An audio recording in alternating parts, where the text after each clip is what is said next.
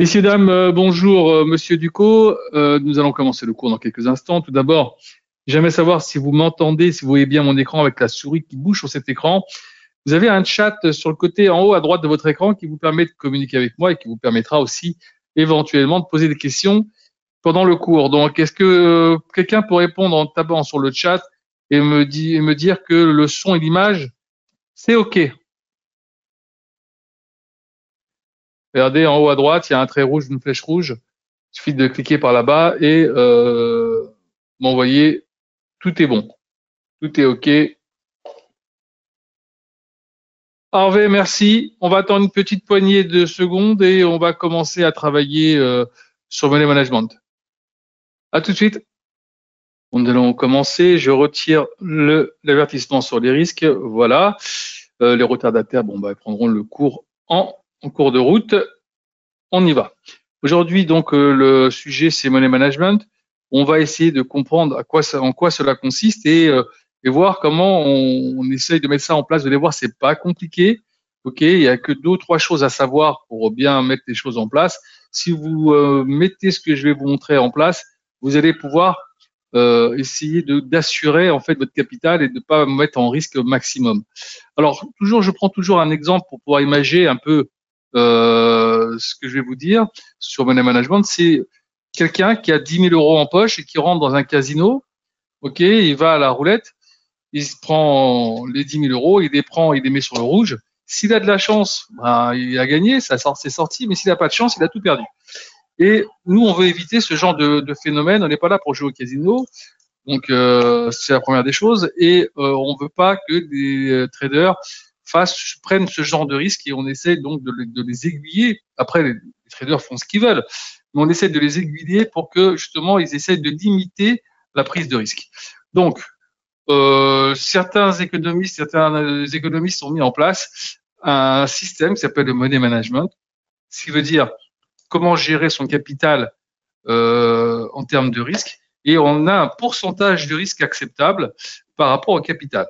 Alors, si par exemple j'ai un capital de 10 000 euros et que je prends une fourchette basse de 2% de risque, je ne pourrai pas risquer plus que 200 euros ou perdre 200 euros sur mes positions. Maintenant, la fourchette, elle va de 2% à 7% pour ceux qui viennent prendre plus de risques.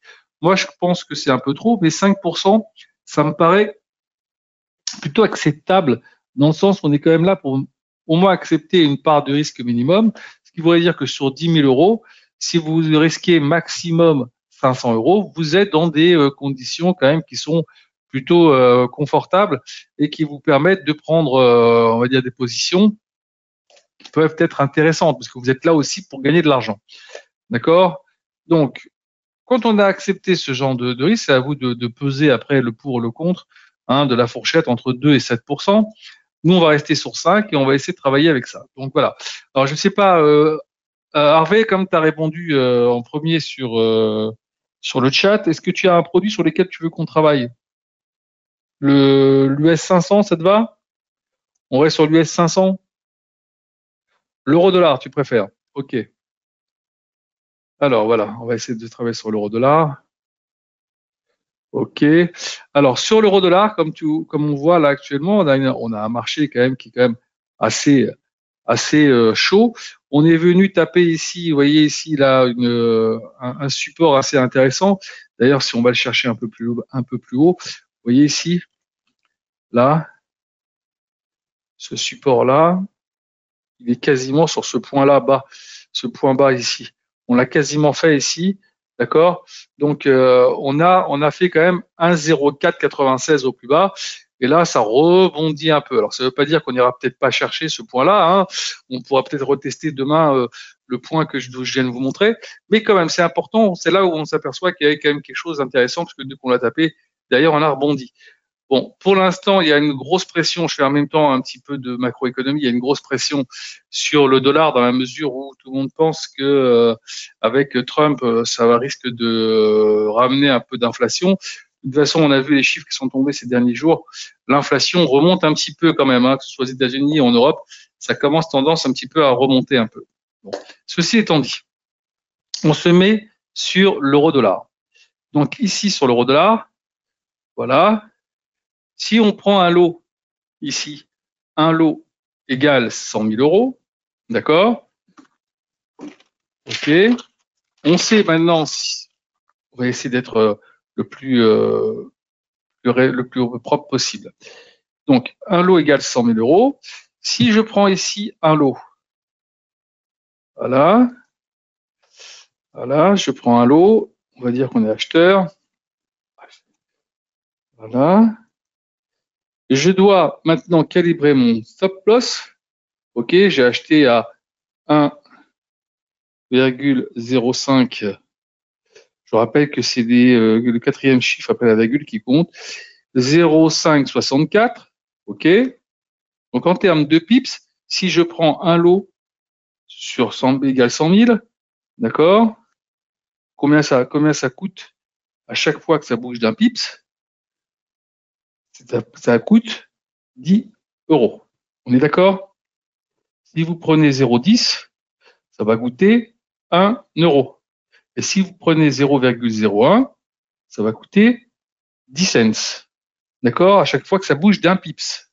Donc, à partir du moment que j'ai pris un lot et que je sais que j'ai 10 000 euros en poche et que je vais prendre 5% de risque maximum, donc j'ai le droit de prendre, en prenant 500 euros maximum, vous prenez 500 divisé par 10 et ça vous fait 50 ticks, 50 pips. Donc, ce qui veut dire que si vous mettez un stop loss ici, paf, pof, modifier ou annuler, vous allez mettre un stop loss. On est acheteur, hein, je vous rappelle, hein, donc vous perdez si ça descend. Vous allez mettre votre stop loss à 50 ticks en dessous de ce que vous avez pris, donc à 1,0514. D'accord? Pourquoi ça marche pas là? Hop, hop, hop, 1,0514. OK? Voilà. Là, j'ai mis mon stop loss. Ce qui veut dire que si maintenant le marché redescendait sur 1,0514, je perdrais, vu que j'ai pris un lot, je perdrais 500 euros. D'accord? Maintenant, ce qu'il faut regarder, c'est est-ce que j'ai bien positionné mon stop loss par rapport à un marché qui est, somme toute, assez volatile en ce moment, hein. Quand on regarde un petit peu ce qui se passe sur ces produits, on voit quand même que les dernières bougies qui sont arrivées, c'est pas des petites bougies quand même. Donc, il y a énormément de volatilité en ce moment sur l'euro-dollar, en règle générale, sur tous les produits en ce moment, mais ça bouge beaucoup. Regardez un peu le point bas qu'on a fait entre les 1,0496 et le plus haut qu'on a fait aux alentours des 1,05 685. Vous voyez quand même que c'est quand même un marché qui bouge. Donc, quand vous avez vu ça, vous devez vous demander est-ce que j'ai bien placé mon stop loss. Là, a priori, il est quand même plutôt bien placé. 50 ticks par rapport à ici, on n'est pas très très loin des plus bas. Donc, on va dire qu'il est plutôt bien placé. Donc, je ne bouge pas. Malgré que j'ai vu que ça bougeait quand même pas mal, je laisse mon stop loss à ce niveau-là. Je suis bien orienté. Maintenant, ce qu'il va falloir regarder, évidemment, quand vous faites ça, c'est de l'objectif. Vous voyez que ici, sur le graphique, et ça c'est important d'avoir un graphique pour pouvoir regarder, sur les RSI, on est aux alentours des 29-30 et ça a tendance à remonter. Donc, on va dire que c'est plutôt une tendance de redémarrage. Même chose sur les stochastiques, même si pour l'instant on n'a pas encore un décroisement comme ici, vous voyez, où le trait vert repasse au-dessus du trait rouge. Pour l'instant, c'est superposé, mais on a une tendance un peu de courbe qui commence à s'annoncer pour peut-être remonter. Sur les MACD, on n'a encore pas un vrai signal de reprise, donc c'est pour ça qu'on va rester prudent. Peut-être qu'on l'aura demain, mais en tout cas, pour l'instant, on ne l'a pas. En tout cas, là, on a vu que ça a bien tenu sur ces niveaux-là, au niveau des 1,05, 1,0496. Bon, voilà, pourquoi pas. Pour l'instant, on pourrait peut-être imaginer une petite reprise du marché en disant qu'on a fait un point bas et qu'on reviendra peut-être sur les 1,06 dans les jours qui viennent. Bon, maintenant, ceci étant dit, on va regarder quelque chose qui va nous permettre de bien calibrer notre ordre. D'accord? Je vais vous montrer un petit pricer qui va certainement vous intéresser. C'est celui-ci, sur lequel vous allez voir, on peut on peut, si on vous le désire, tout simplement pricer des valeurs du Forex, des valeurs sur les indices comme le S500, le CAC, le Gold, le Platine, le DAX, le Dow Jones, le Nasdaq et les actions. Donc nous, on s'est mis acheteur à 1,0564, il me semble. Hein. Voilà. Et on a mis un prix de stop loss, on va le mettre ici, 1,0514. Il me manque quelque chose là. Il manque le 5. Et on a dit qu'on avait pris un lot. Alors on va voir qu'est-ce que ça donne. On va ouvrir ça comme ça. OK. Regardez, moins 500. Donc, j'ai respecté en prenant mon stop loss avec 50 pips d'écart, en prenant un lot, les moins 500 que mon money management m'autorise à prendre. Alors, là, je l'ai fait comme ça parce qu'on l'a calculé comme ça tout à l'heure ensemble. Mais imaginons que vous preniez moins, vous prenez pas un lot, vous prenez 0,10 lots ou 0,3 lots. Vous pouvez aussi faire une méthode empirique. Alors, on va dire qu'on va prendre 0,5 lots. D'accord? Si j'ai pris 0,5 lots, ça va me permettre ici de mettre mon stop loss non plus à 0,514, mais quasiment mettre mon stop loss ici à 1,0474. On va regarder ça, mais je pense que ça doit être ça à peu près. Regardez, on n'est plus très loin, voilà. 1,0464. Et ça devrait le faire, regardez. Voilà, je prends 0,5 lot, je risque ici en mettant mon stop loss à 1,0464. Pour 0,5 lot, je suis à mes moins 500. Maintenant, le but, c'est pas de perdre les moins 500, c'est-à-dire c'est pas parce que dans mon money management, j'ai la possibilité de prendre un risque jusqu'à 500 euros qu'il faut aller jusque ce risque-là. Ce que je veux dire par là, c'est que si par hasard vous pensez que pendant l'évolution des cours, vous vous êtes trompé, ou alors il y a un retournement de situation, là vous l'avez pris, vous voyez que le marché revient, doucement il redescend, vous coupez la position parce que peut-être que vous avez loupé quelque chose. Imaginons une intervention d'une personne de la Fed, comme c'est le cas en ce moment tous les jours. Vous avez des gens qui parlent tous les jours sur le marché. Hier, il y a eu Logan qui a dit qu'il y aura moins de baisse des taux à venir, pour lui en tout cas. Tout à l'heure, il va y avoir à 21h Monsieur Powell qui va prendre la parole. Donc, ça risque de bouger pas mal pendant cette période-là. Faites attention, vers 21h en française. D'accord? Donc, si vous pensez que vous avez peut-être loupé quelque chose et que vous ne savez pas quoi, donc d'abord, je vous conseille d'aller toujours sur le calendrier économique pour voir qu'est-ce qui est prévu, pour ne pas être surpris par un chiffre, par une intervention, ou même par ce qui se passe. Il faut toujours regarder quand même aussi sur les informations. Avec toi, en ce moment, on n'est pas à l'abri avec le Moyen-Orient d'avoir des problèmes. Apparemment, tout à l'heure, j'ai lu que l'Iran n'avait toujours pas, c'était toujours pas interdit d'attaquer une troisième fois les Israéliens. Donc ça serait aussi très compliqué. Il faut regarder ça. Donc pour l'instant, ils se donnent le temps pour le faire. Beaucoup d'experts pensent que ça pourrait être avant l'investiture de Trump en janvier. Donc, vous voyez, on est mi-novembre, ça nous donne à peu près 2 mois. Pendant ces 2 mois, il peut se passer n'importe quoi avec les Iraniens là-bas. Donc attention à ça. Bon, maintenant, mis à part ça, c'était une petite parenthèse, on va dire, géopolitique. Ce que vous devez faire, donc, c'est de toujours bien positionner votre stop loss. Vous avez cette machine-là qui va pouvoir vous aider. Alors, je vais vous envoyer mon mail, d'accord, tout de suite, sur le chat. Regardez. Et si vous voulez ce petit pricer, vous m'envoyez un petit mail juste après le cours, là. .duco. Tac. avatrade.com. Voilà. Vous m'envoyez sur le mail que je viens de vous envoyer, vous m'envoyez un petit mot, je voudrais avoir le pricer, et moi je vous l'enverrai, il n'y a pas de problème. Le seul truc que je vous demanderai, c'est de ne pas toucher au milieu en vert. Ici, vous voyez, j'ai marqué les données des produits à ne pas modifier. Ne touchez pas à ça, sinon vous allez complètement modifier le tableau et ça ne marchera pas parce que je ne l'ai pas sauvegardé de façon parce que vous ne pouviez pas intervenir dessus. Donc, Gardez-le comme ça, vous pouvez l'enregistrer chez vous, mais surtout ne faites pas de modification ici. Donc là, ce que je viens de faire ici, là, sur l'euro-dollar, comme je vous l'ai montré, eh ben, vous pourrez le faire sur d'autres monnaies, vous pourrez le faire aussi ici sur les indices, sur les actions. Voilà, tout est pricé pour ça.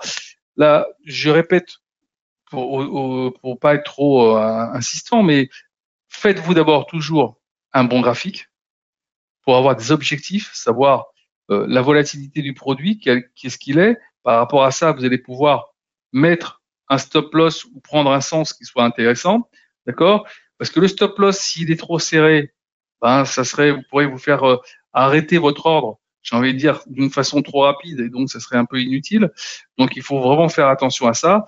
Une fois que vous avez bien calibré votre ordre et que vous savez exactement ce que vous allez faire, et en termes de volume, parce que si vous voyez que c'est trop important le volume que vous avez pris, vous diminuez.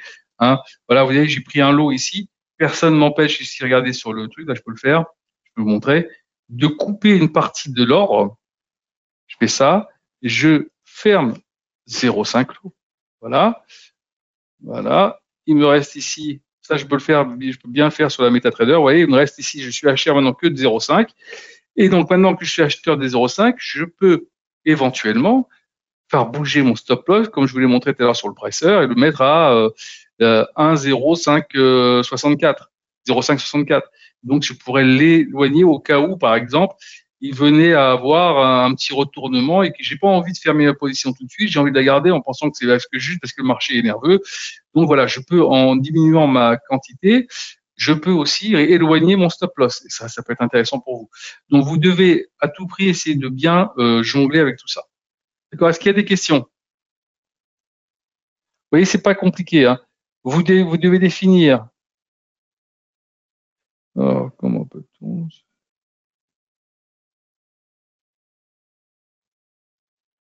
Alors, les points pivots et tout ça, ok, ça fait partie du graphique. C'est-à-dire que si vous voulez mettre les points pivots, vous allez par exemple sur MQL5, il y a des produits qui sont proposés. Vous appuyez sur le point pivot et vous le mettez sur votre graphique. Mais ça, c'est plus par rapport à votre étude graphique. Hein, tout ce qui est Fibonacci, tout ça, vous avez ici d'ailleurs, je vais vous le montrer, puisqu'on a les points Fibonacci ici. Hein. Regardez. Regardez ici, là, ça, tout ça, c'est le retracement Fibo. Et là, on est venu taper juste pile poil, vous voyez ici, là, on est venu taper sur le retracement 73,6 Fibo. Une fois qu'on a cassé celui-là, le 38,2, on est venu taper pile poil là-dessus et on rebondit. Donc, vous pouvez, par exemple, prendre ici en disant, tiens, une fois que ça a tapé là, une ouverture d'une position à l'achat, vous mettez un stop loss un petit peu en dessous pour être tranquille. Comme vous avez la possibilité de choisir par rapport à votre volume la distance que vous allez mettre de votre stop loss, ça sera impeccable. Donc voilà, vous pouvez utiliser évidemment Fibonacci et je vous conseille aussi de le regarder parce que c'est très important. Hein, il vous donne quand même des retracements qui sont plutôt valables. Ok. Et après pour le TP, c'est à vous de voir. Hein, le TP, c'est vous qui devez définir à quel moment vous êtes satisfait du gain que vous avez fait. Il ne faut pas non plus que la perte que vous allez, qui peut vous être occasionnée, soit dans votre esprit plus grand que le gain que vous allez faire. C'est-à-dire que si vous êtes prêt à perdre d'un côté, quand je dis prêt, maximum 500 euros, j'espère que vous êtes prêt à gagner plus que 500 euros. D'accord? Ce qui voudrait dire que vous devez attendre au moins d'avoir optimisé votre ordre. Et au fur et à mesure, je rappelle, au fur et à mesure que ça remonte, personne ne vous empêche de faire remonter votre stop loss. OK, vous l'avez mis à 1,464. Marché remonte, vous êtes bien, vous êtes super, vous remontez votre stop loss à 1,05 et ainsi de suite. Et après, vous essayez d'assurer, comme ça, vous allez mettre votre ordre, ce qu'on appelle break-even, par exemple, au même prix que ce que vous l'avez ouvert initialement. Alors, vous l'avez ouvert, par exemple, ici à 1,564. Si vous arrivez à mettre votre stop loss à ce niveau-là, bah après, le reste, c'est tout bénéf. Hein, tout est bénéfice. Donc, vous laissez après et vous attendez de voir un peu les objectifs par rapport à ça. Un rebond, maintenant, ici, vous voyez, un rebond, par exemple, ici sur les 1,06 34, bon bah, ça serait déjà pas mal. Et si on arrive à repasser au-dessus, vous voyez qu'après, il y a une possibilité d'un rebond assez intéressant. D'ailleurs, la dernière fois qu'on est venu taper un peu dans cette zone-là, vous voyez, derrière, le rebond a été plutôt intéressant, hein. Ça peut être un support. Après, vous voyez comme ici, un peu cette descente-là. On vient ici taper ici, et derrière, on a un marché qui se cherche un peu, mais avec des petites remontées intéressantes, pour après repartir de l'avant. On pourra peut-être faire ce genre de figure. Donc voilà. J'ai répondu à tes questions.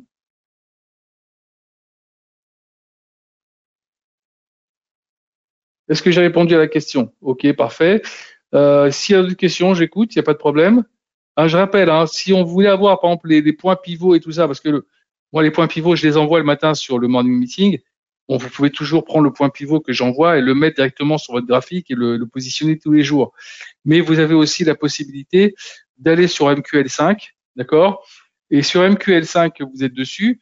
Si vous avez une MT4 ou MT5, vous mettez sur le produit que vous avez et il vous donne des instruments comme les MACD, les points pivots et tout ça, peut-être des trucs que nous n'avons pas mis dedans, comme les points pivots, on les a pas mis dans les insertions de produits. Donc vous les mettez vous-même, vous le téléchargez. Une fois que vous l'avez téléchargé sur votre PC, vous avez appuyé sur Upload. Si votre MT4 ou MT5 est ouverte, vous allez le retrouver ici. Vous allez retrouver ce produit téléchargé dans Indicateur et dans Personnaliser. Il va se retrouver ici. Et donc, vous retrouverez tous les produits que vous avez téléchargés sur MQL5 ici. Donc, vous n'avez plus qu'après à les prendre et les mettre directement sur votre truc. Par exemple, la CCI que j'avais téléchargée, si j'appuie dessus, vous voyez, hop, il va venir se mettre ici, à condition que ça bug pas trop. Ben, ça bug un peu là, j'ai quelques ralentissements Internet. Qu'est-ce qui se passe? Voilà. Non, il veut pas? Il est fâché, le CCI? Bizarre ça. CCI? Non? Bon, voilà. En tout cas, si vous cliquez dessus, normalement, quand ça fonctionne bien, voilà, il est arrivé. Et là, maintenant, il vient de se mettre ici. Et ça, je l'ai téléchargé sur MQL5. Voilà, c'était pour faire un test, pour voir un peu ce que ça donnait. En général, ce CCI, c'est intéressant parce qu'il vient nous donner ici, quand on est ici en dessous des 100, ça devient une zone d'achat, une zone d'accumulation. Et si on est au-dessous, vous voyez, si entre moins 100 et plus 100 ici, si vous êtes au-dessus des 100 ici, donc c'est un peu trop acheté, il va falloir attention au retour.